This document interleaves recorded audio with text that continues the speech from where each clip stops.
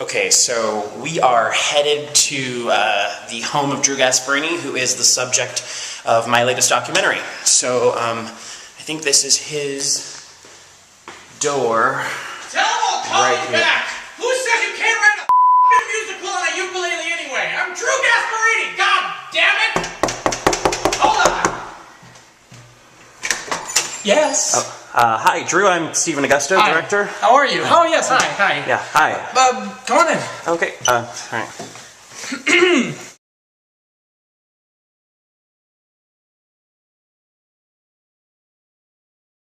Tell me, what's a day in the life of Drew Gasparini like? Well, it's all about the writing. It's all about the writing. Come here, I'll show you. I'll show you what I mean. You see up here, these are all the seeds. These are all the goings-on in the head of a talented composer like myself. You see, the ideas, they get penned down here, and you see I've had to stop writing this song because I couldn't find a rhyme for Asperger's. Can you? So, Drew, after you have an idea, how do you turn it into a song? Well, you know, sometimes I can't really explain that part. It just flows on out. Like the other day, I woke up and I was feeling a little hungry, and just that thought, just that feeling, ignited the flame that started this brand new song. Now, I'm gonna show it to you, but I'm begging you not to share this with anybody yet. Oh, okay? Of course, thank you.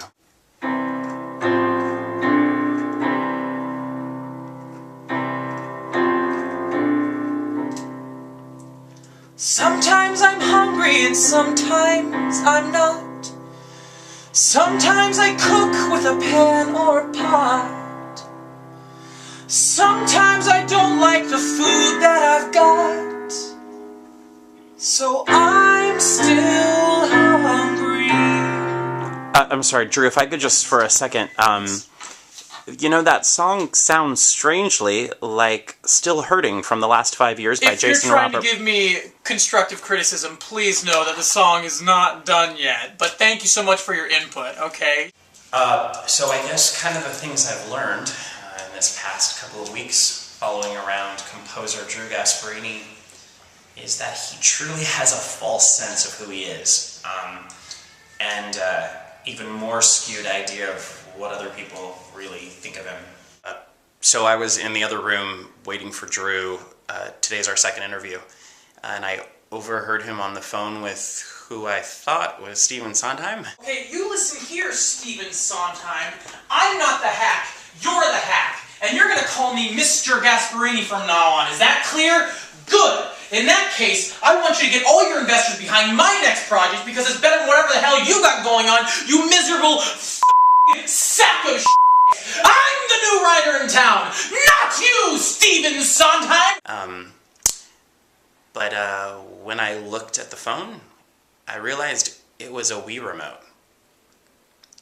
It's a Nintendo Wii remote.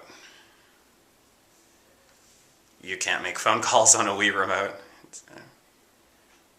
Do you feel respected by these young composers? Most of them are just at my beck and call at this point because of where I am in my career. Drew Gasparini? Do not fucking say the name Drew Gasparini to me. Drew Gasparini wouldn't know a good song if it sat on his face. I wrote this show called Lazy Just Like Me when I was in high school. Just fucking ripped it off. That dude, if I get my hands on him and his little jaunty cat... And I know, I feel like I support a lot of the new young writers, but he's probably the only one that I won't support just because he's sort of a fucking dickhead. What do I think of Drew Gasparini? I don't think of Drew Gasparini. I've never thought of Drew Gasparini. Drew Gasparini dropped a burning bag of shit on my heart. I feel like my problem with Drew Gasparini is that he's just not good. I find his work bad and the opposite of good, I would say, is my main issue with him. Also, he's, I don't know if this is okay to talk about, but he's like a huge racist. Andrew Kober, are you working on anything currently for Drew Gasparini? Just, if you could just address me by my full name, please. Broadway's Andrew Kober? Just the full thing. One-time Tony and Olivier Award eligible Broadway and West End's Andrew Covert. There it is. Drew has asked me to be in many of his shows. Often I say no just to keep him in check. You know what I mean? I'm very much in demand right now. I've got a full basically what's a full-time job taking care of this dog. I mind him. Do you know what I mean? Much like. Hey Drew, thanks so much for squeezing me in today. I know you don't have a lot of time. It's fine. Well, I'll just get straight to the point. So, you've got a Joe's Pub concert. I do. I didn't hear this from your publicist, but word on the street is you have Patti LuPone and Mandy Patinkin in your concert. Well, almost.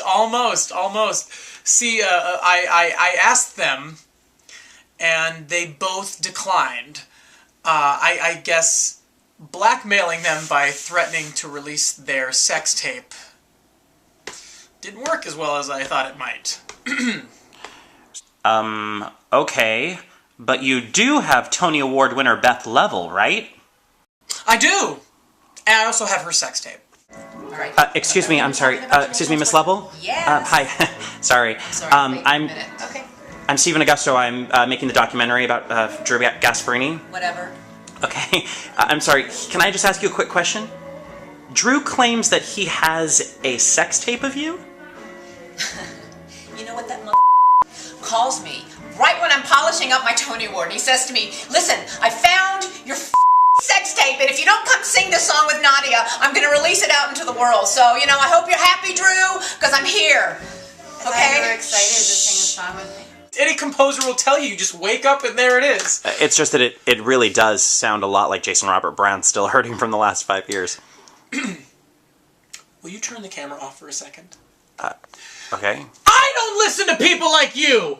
I write the way I write because I'm Drew Gasparini! And who are you? Some lame-ass college kid trying to make a movie about amazing talent like myself? You're lucky to be in the presence of someone as sexy as I am! Why don't you shut your mouth when you talk to me? Alright, I'm sorry. I had to get that off my chest. We can take it back where we were. I don't know. Maybe the reason I didn't walk is because, I think the guy's onto something. I think he's really gonna bring it at this Joe's Pub show.